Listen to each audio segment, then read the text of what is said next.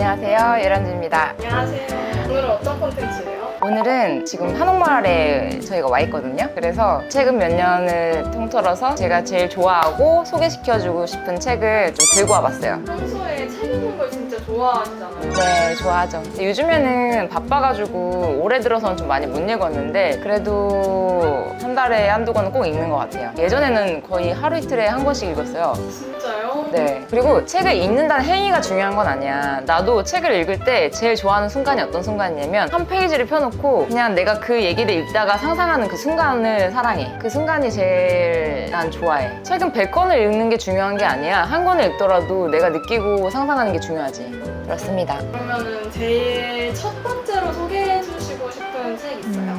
일단 장자. 당장. 장자를 소개해주고 싶었어. 나는 어렸을 때부터 장자를 좀 좋아했는데 어렸을 때부터 이상향에 있어서 영향을 좀 많이 준 인물인 것 같아. 그래서 장자는 내편이랑 외편 그리고 좌편으로 이렇게 나뉘어. 장자의 사상이 제일 많이 들어간 거는 내편인데 그게 이제 후대에 정리가 되고 사람들의 생각도 좀 섞여가지고 지금 우리가 읽는 것들은 좌편이야. 장자는 옛날 도가학파에서 노장사상으로 노가와 함께 되게 유명한 사람이거든. 그래서 나는 장자의 개념 중에서 재물론을 제일 좋아하는데 그거 알아? 호전몽 들어봤어? 또 꿈 이런 거예요? 내가 꿈을 꿨는데 내가 나비가 되는 꿈을 꾼 거야. 근데 꿈에서 깼는데 내가 나비인지 나비가 나인지 몰랐다. 그러니까 그 말은 뭐냐면 나비가 꿈을 꿨을 때 장자가 될 수도 있었다는 말이야. 세상 만물의 평등을 얘기하는 거야.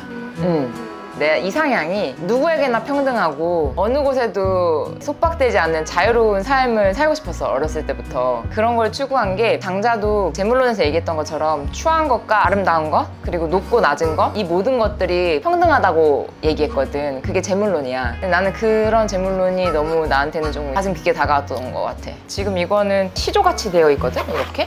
그래서 그냥 아침에 일어나서나 자기 전에나 조금씩 읽는 편이야. 계속 되게 재밌어. 장자는 나한테 있어서는 많은 영향을 준 그런 인물이어서 여러분들도 뭔가 내가 어딘가에 구속당하고 있는 것 같거나 너무 뭔가에 얽매여 있다고 생각되거나 고민이 많을 때 장자를 읽으면 좀 마음이 편안해지는 그런 느낌을 받으실 수도 있을 것 같아. 나는 헤르만 헤세도 되게 좋아하거든? 근데 이게 헤르만 헤세 입문하는 사람들한테 난 이 책이 좋을 것 같아서 가져왔어. 요즘에 나도 다시 읽고 있는데 그러니까 헤르만 헤세 뭐 데미안, 뭐 황야의 일이 뭐 이런 것들 다 나도 너무 좋아하고 그 책을 다 읽었을 때 아 헤르만 헤세가 이런 삶을 살았구나. 약간 헤르만 헤세 같은 경우는 자기를 투영한 얘기들을 많이 소설화시킨 인물이거든. 근데 헤르만 헤세의 여러 가지 책들을 토대로 우리가 얻어낼 수 있는 이야기들을 여기에 담은 책이야. 근데 되게 두께도 안 두껍고 알차게 잘 구성됐나 봐요. 맞아. 여기 겉에 이렇게 써있거든. 내가 아닌 남을 위한 삶을 살고 있을 때, 나만 힘든 것 같아 세상이 원망스러울 때, 결국 나는 행복할 수 없다고 생각할 때, 나와 내 삶의 의미를 찾아줄 문학의 거장 헤르만 헤세와의 만남 뭐 이렇게 써여 있는데 나는 요즘에 다시 이거를 읽는 게 여기서 이런 말이 되게 좋더라고. 내가 최근에 우리 저녁 먹다가도 한번 얘기했을 거야. 내가 이 책 읽으면서 좀 다시 든 생각인데 살면서 두려움이 가득 차거나 내가 좀 괴로울 때 그 공간을 사랑으로 가득 채우라고. 그게 연인 간의 사랑만 말하는 게 아니거든. 내가 너희를 바라보는 마음을 감사하고 사랑하는 마음으로 가득 채울 때 그 두려움과 힘듦 같은 것들이 굉장히 덜해지는 걸 나는 많이 느끼거든. 그래서 항상 감사하고 사랑하려고 많이 노력을 하게 되는 것 같아. 그래서 헤르만 헤세가 그런 얘기를 했어. 고통의 길은 직면을 해서 직진하는 게 가장 빠르다고. 그걸 외면하고 돌아갈 때가 가장 더 멀다고.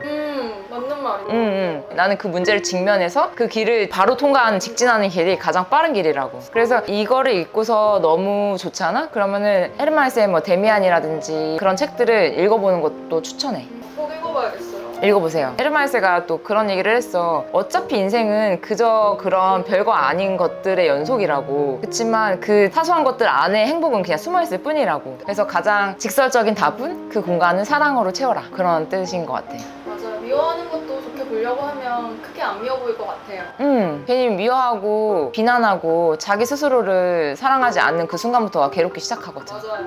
아주 좋은 책이에요. 자, 그리고 이 책 소개해줄게. 박상미 언니의 취향이란 책이야. 이 책은 내가 하도 많이 읽어가지고 너덜너덜하지. 그리고 심지어 한 20권은 샀을 거야. 주변에 많이 나눠주기도 하고 옛날에 강의 나갈 때 취향에 있던 얘기들을 또 많이 얘기도 하기도 하고 그랬던 것 같아. 박상미 언니가 누구냐면은 언니는 연세대 심리학과 졸업해가지고 뉴욕에서 뉴요커라는 책을 먼저 썼어. 우리 학교 도서관이 사실 되게 멋지거든? 좋은 책들이 되게 많았어. 근데 나는 대학교 다니는 동안에 사실 수업은 잘 안 들어갔는데 도서관에 살았지. 도서관에 살면서 책을 진짜 많이 읽었던 것 같아. 그때 우리 학교 도서관에서 뉴요커라는 책을 만난 거야. 그때 나는 너무너무 헤매이고 있었어. 뭔가 내가 생각하는 것들이 맞는지에 대한 의문도 너무 많았고 너무 가슴이 터질 것 같았었던 것 같아. 답답해서. 그냥 알고 싶었고 맨날 심장이 두근거렸고 되게 에너제틱했던 것 같아.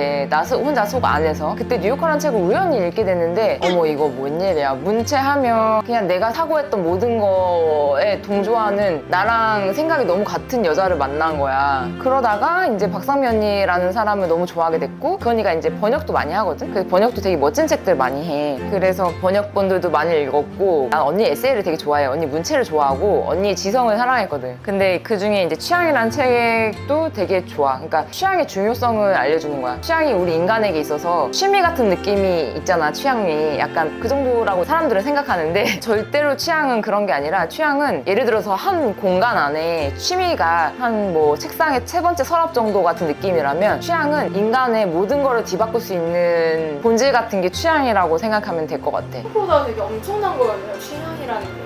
그렇지. 왜냐면 생각해봐. 내가 질 좋은 취향을 가지고 있었을 때 내가 선택하는 패션부터 내가 선택하는 사람부터 직업부터 가구 모든 거가 내 취향으로부터 선택이 되거든. 그래서 그 질 좋은 취향을 만나기 위해서는 공부도 정말 많이 해야 되고 많은 아름다운 것들만 봐야 되고 진짜 많은 노력이 필요해. 그래서 여기 안에는 여러 사람의 취향의 이야기가 들어있고 그 취향의 이야기로서 많은 걸 상상하게 해줘. 약간 언니 에세이 같은 느낌이야. 궁금하다. 너무 재밌어. 예전에 많이 읽다가 다시 읽은 지가 지금 2년 전에 읽고 안 읽은 것 같은데 되게 좋아하는 책 중에 하나여서 가지고 온 거야. 그래서 이 책은 좀 추천합니다. 너무 읽어보고 싶어. 꼭 읽어보세요. 자, 그리고 이거는 내가 어렸을 때 영향을 많이 받았던 도울 김용옥 선생님 알지? 되게 유명하고 되게 멋진 철학가 중에 한 명이야. 도울 김용옥의 여자란 무엇인가라는 책인데 서양 사상에서 여자랑 동양 사상에서 여자랑은 굉장히 많은 차이가 있잖아. 근데 동양 사상의 여자라는 개념을 다시 세운 사람이라고 생각하면 될 것 같아. 나는 더 센트를 2008년 시작할 때 우린 여성복을 했잖아. 그럴 때 여자에 대한 이해를 좀 하고 싶었고 여자에 대한 이해로 시작했는데 이게 철학적으로 되게 멋있는 책이었었고 사실 되게 어려워. 책 안에 내용도 막 이래. 뭐지? 글씨가 되게 조그맣고. 그래서 나도 되게 오랫동안 읽었던 책이야. 지금도 다시 말하기에는 사실 되게 어렵지만 한 번은 읽어보고 개념을 잡기에는 되게 좋은 철학 사상 중에 하나인 것 같아. 그러기엔 너무 방대한 것 같아. 이 책은 뭐라고 해야 될까?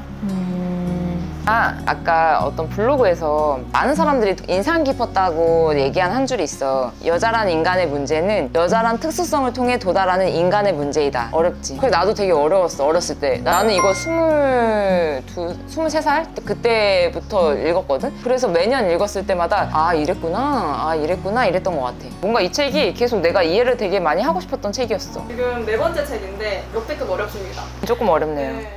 그러면 얘는 수정수탁은 내가 너무 사랑하니까 마지막에 하고 이거는 The Law of Medicine이라는 의학의 법칙들. 저는 의학 서적을 좀 좋아해요. 근데 이거는 되게 쉬워. 테드에서 나온 거야. 테드에 나온 얘기들을 조금 엮은 책인 것 같아. 되게 얇고 이거는 그냥 1시간이면 다 읽는 책이야. 이거를 누구한테 선물 받게 됐는데 그냥 1시간에 후룩 읽었는데 너무 재밌는 거야. 의학의 불확실성 있잖아. 우리는 지금 의학이 되게 엄청난 확실성을 가지고 인간의 목숨을 다루는 학문이라고 생각하잖아. 의학의 불확실성에 대한 어떤 얘기들인데 예를 들면 마지막에 의사들은 다른 사람의 병을 치료한다고 약을 처방하면서도 약에 대해서는 거의 아는 것이 없고 병에 대해서는 더욱 무지하며 인간이란 존재에 대해서는 전혀 이해를 하지 못한대. 이 신랄한 통찰에서 가장 핵심적인 말은 알다이대. 알다. 의학은 머리 위에 불확실성이 드리워진 채 지식을 다루는 학문이래. 왜냐면 누구도 알지 못하잖아. 그 불확실성을 가지고 이걸 다루는 학문이야. 그 불확실성이